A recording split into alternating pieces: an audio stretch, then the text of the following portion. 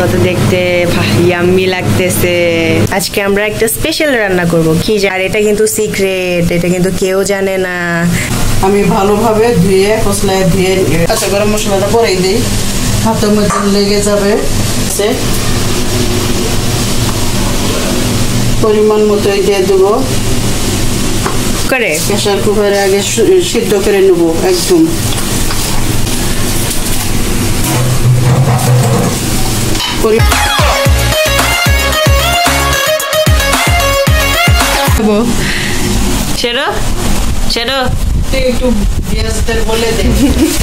আসসালামু আলাইকুম viewers, welcome back to my channel টুকিটাকি ভ্লগস। তো ভিউয়ার্স, আজকে আমরা একটা স্পেশাল রান্না করব, কি জানেন?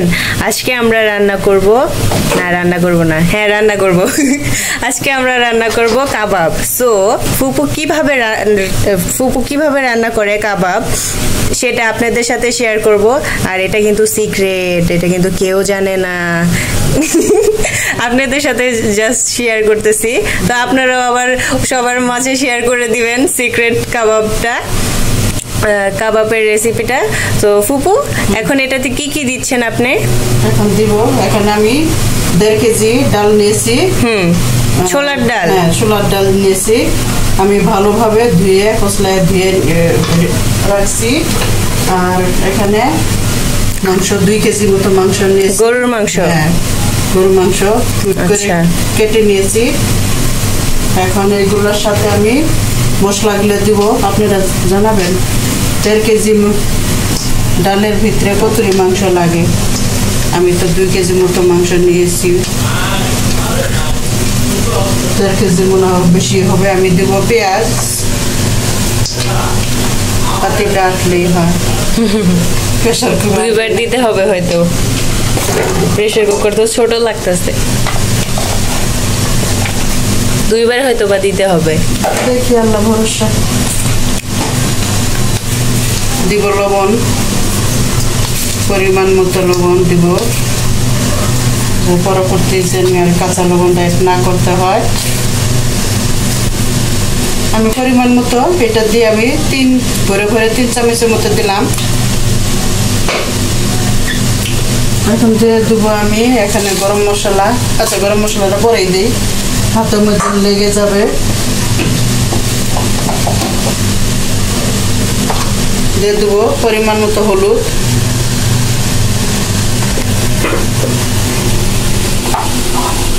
গরম মশলা, দারচিনি ছাড়া সব মশলা আছে এখানে,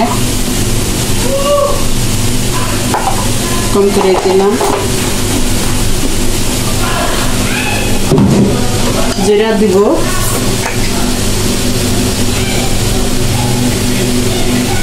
জিরাটা আমি ভেজে নিয়েছিলাম, 2 চামচ দিয়ে দিলাম। একটু তেল দিয়ে দেবো, সয়াবিন তেল, তাই না? পরিমাণ মতো তেল।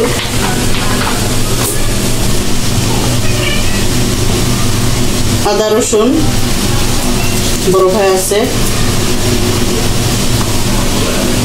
পরিমাণ মতো দিয়ে দেবো। হাত দিয়ে দিলাম মরিচ বাটা। হাত জ্বলবে না? জ্বললে আর কি করা, এটা কারেন্ট মরিচ, জানেন ভিউয়ার্স? এটা একটুখানি খেলে এত পরিমাণ ঝাল লাগে, আমার তো ভালোই লাগে। একটু ঝাল ঝাল হইলে ভালো হবে। এর মধ্যে তো আর আমি হয়তো পরে কেউ খাইলে কাঁচা মরিচ, কাঁচা পেঁয়াজ দিয়ে আমি করতে পারি। দিয়ে দেবো আমি কাঁচা মরিচ, এটা একটু আদা ছেঁচা করে রাখছিলাম, ওইটা দেবো। দেখেন ভিউয়ার্স, ফুপুর কত সাহস, লাল মরিচ, তারপরে শুকনো মরিচ, কাঁচা মরিচ হাত দিয়ে ধরতেছে। আমার যে ভয় করে, আমার প্রচুর হাত জ্বলে এর জন্য। এই মাংসগুলো দিয়ে দেবো। এখানে তো মাংস দেখলেন কতগুলো দিয়ে দিছি, এখনো 1/2 কেজি মতো আছে। আমি এটা তরকারি থেকে রেখে দিয়েছিলাম, বেশি ছিল। মশলা সহ কাঁচা, হ্যাঁ কাঁচা মাংস এটা। ও, ওগুলো তো কাঁচাই? হ্যাঁ, ওগুলো কাঁচা। এগুলো কি ব্লেন্ড করে ইয়ে করবে না, কেমনে? ও সিদ্ধ করবেন প্রেসার কুকারে? প্রেসার কুকারে আগে সিদ্ধ করে নেব একদম, মানে অনেক সিদ্ধ হইতে হবে? সিদ্ধ হইতে হবে, ডালটা গলে যাবে। এর আগে তো আমি করতাম এই যে ননস্টিক পাতিলগুলাতে বসায় দিতাম, অনেকক্ষণ লাগতো, অনেক মানে 2-3 ঘন্টা লাগতো। এই জন্য আজকেও তো মনে হয় ননস্টিক বসাইতে হবে। না দেখি ডাল কি কম লাগতেছে? অসুবিধা নেই, একটু না মনে হয় না, একটু মাংসটা বেশি থাকলে ভালো।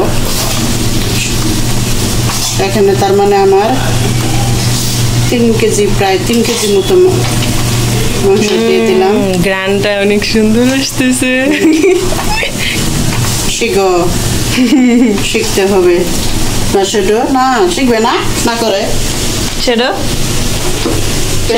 শিখো শিখো। পুপু সারা জীবন রান্না করে খাওয়াবে না, বানিয়ে খাওয়াবে না, সেটা করতে হবে। বলো সেটা বলে দাও। ইন্টারেস্ট নেই, বলবো না।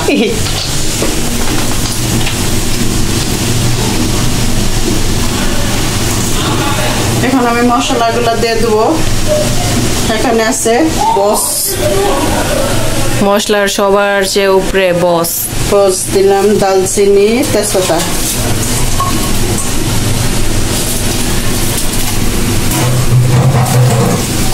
পরিমাণ মতো মশলাটা যদি না দেওয়া যায় তাহলে কাবাব কি কিংবা তরকারি কি ফ্লেভার ভালো আসবে না, খেতে মজা লাগবে না।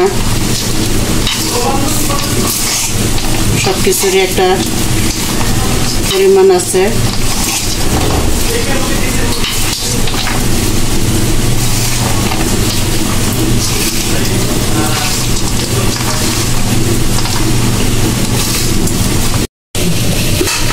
এখন আমি এগুলো তুলবো, দেখা যাক।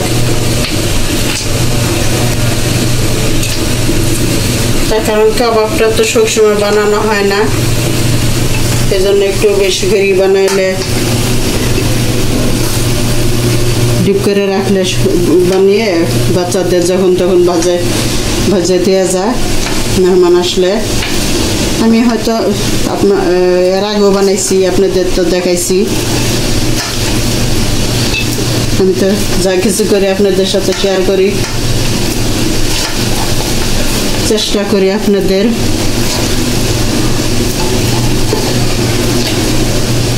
পান্তা ভাত খেলেও আপনাদের সাথে শেয়ার করি আমি।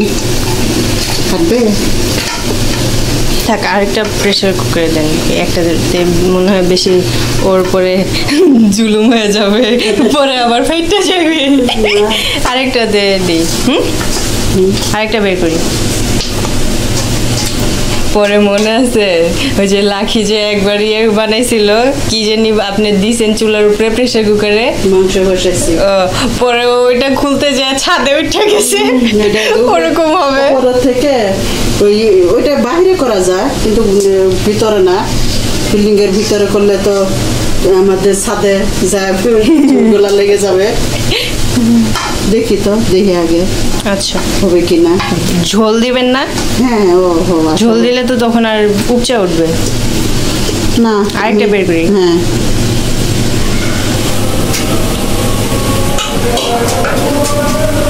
আমার এটাতে একটু বেশি হয়ে যাচ্ছে, এই কারণে আমি বাকিটা মাঝারিটার মধ্যে দিলাম। বেশি হয়ে যাবে তখন বেশি জাল দেওয়া যাবে না, পানি দিয়ে দিতেছি।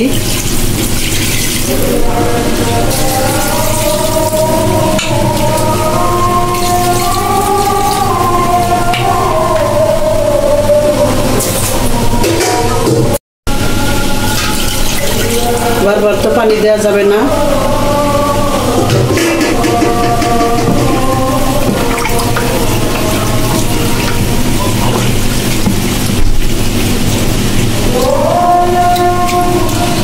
মাংস থেকে তো পানি উঠবে আরো।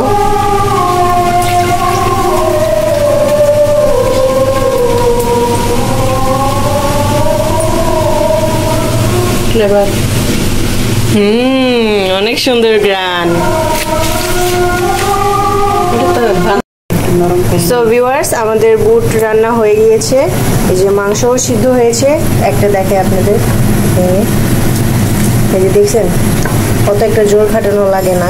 এই যে দেখছেন বুট মাংস দুটোটাই রান্না হয়ে গিয়েছে, একদম ভালো করেই রান্না হয়েছে। তো এখন আমরা প্রেসার কুকার থেকে নামিয়ে একটা বড় সসপ্যানে রেখে দিচ্ছি, ঠান্ডা হওয়া লাগবে। আর ফুপু এ পাশে মশলাগুলো বেছে রাখছে, মশলাগুলো আলাদা করতেছে। পরে ঠান্ডা হওয়ার পর তো আমরা এগুলো ব্লেন্ড করব, তো তার জন্য আগেই মশলাগুলো আলাদা করে রেখে দিচ্ছি।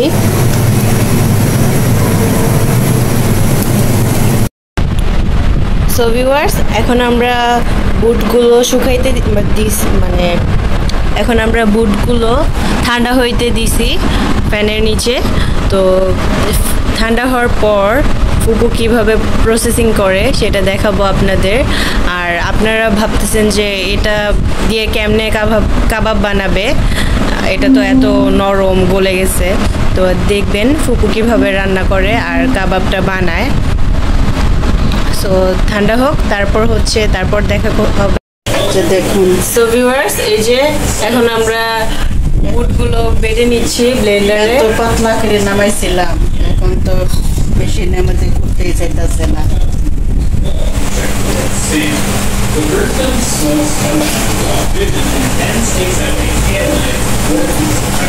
অল্প করে দিয়ে দিয়ে করতে।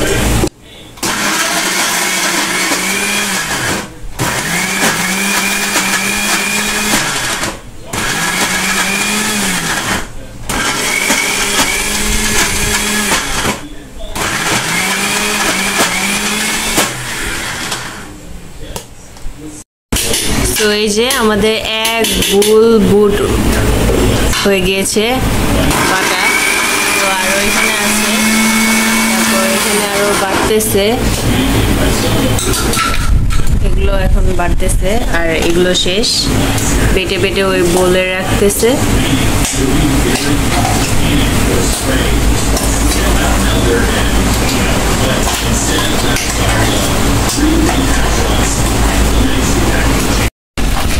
আমাদের বুটগুলো বাটা হয়ে গিয়েছে, মানে কাবাব যে বানিয়েছিলাম ওগুলো বাটা হয়ে গিয়েছে। তো এখন আমরা ছোট ছোট বক্সে রেখে দিব, দিয়ে ফ্রিজ করে রেখে দিব, মানে ডিপ করব। তো ফুপু এখানে ভরতেছে একটাতে, তারপর এটাতে ছোট ছোট বক্সে রেখে দিব। জাস্ট যেদিন বানাবো একটা বের করে বানাবো। এখনো কিছু বানাবো, আজকেও কিছু বানানো হবে।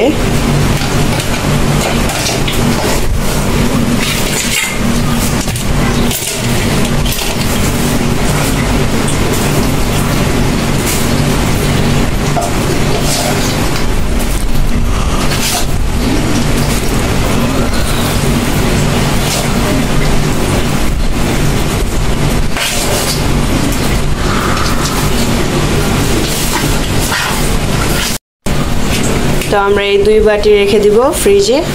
আর এতটুকু হচ্ছে বানাবো, কাবাব বানাবো।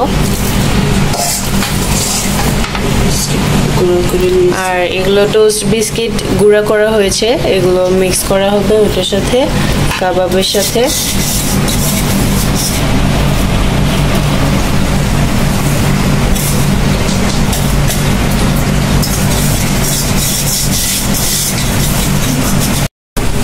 সো এই যে এই 3 বাটি আমরা কাবাব বানিয়ে রেখে দিলাম ফ্রিজে, এখনো রাখিনি, রাখবো।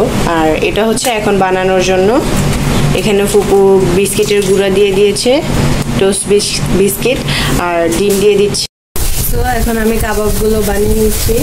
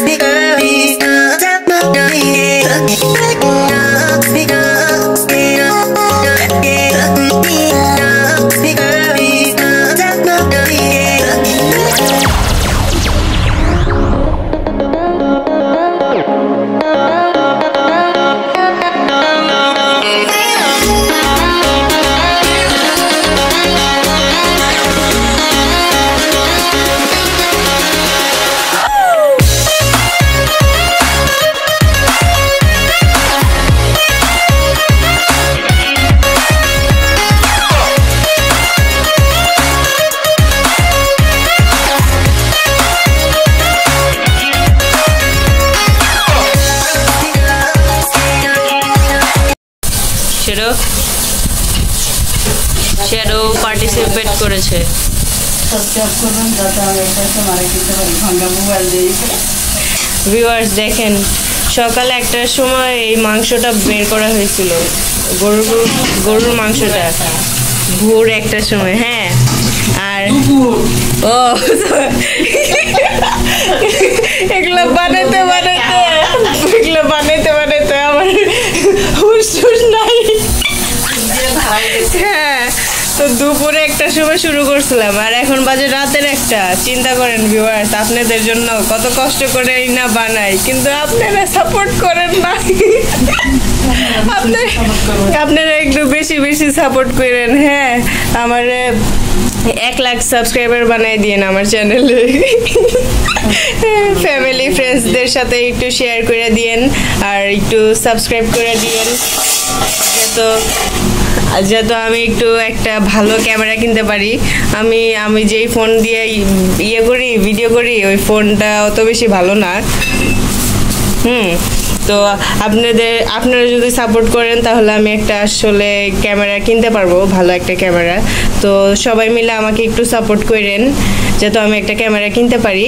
তো এখন আমাদের এগুলো ফয়েল পেপার দিয়ে সবগুলো লেয়ার বাই লেয়ার উঠানো হয়ে গেছে। হ্যাঁ, তো এখন আমরা ফ্রিজে রেখে দিব, ফ্রিজে রেখে ডিপ করে দেখাবো যে কেমন, তারপরে ভেজেও দেখাবো। তা আজকে আর পারতেছি না, আজকে রেখে দিই ফ্রিজে, কালকে দেখাবো। সেরো একটু বলে দে। সেটা টাটা দিয়ে দাও সবাইকে, টাটা দাও, টাটা টাটা। শ্যাডো টাটা দিয়ে দিছে। টাটা না, গুড নাইট। হ্যাঁ, শ্যাডো গুড নাইট দাও, গুড নাইট, গুড নাইট। এখন রেখে দেই। সো ভিউয়ার্স, এই তো আমাদের কাবাবগুলো ফুপু এখন ভেজে নিল। তো দেখুন কত দেখতে ইয়াম্মি লাগতেছে। সো আমাদের কাবাবের রেসিপিটা আপনাদের কাছে কেমন লেগেছে আমাদের তা অবশ্যই কমেন্টে জানাবেন। আমরা অনেক কষ্ট করে বানিয়েছি। সো আপনাদের সাথে ভিডিওটা শেয়ার করলাম, ফুপুর রেসিপিটা। তো আপনাদের সব কিছু মিলিয়ে কেমন লেগেছে আজকের ভিডিওটা তা অবশ্যই কমেন্টে জানাবেন। আর হ্যাঁ, অবশ্যই একটা লাইক দিবেন। আর যারা যারা আমার চ্যানেলে নতুন তারা সবাই সাবস্ক্রাইব করে দিবেন আমার চ্যানেলটাকে। সো আজকে এখানেই বিদায় নিচ্ছি। সবাই ভালো থাকবেন, সুস্থ থাকবেন। আল্লাহ হাফেজ।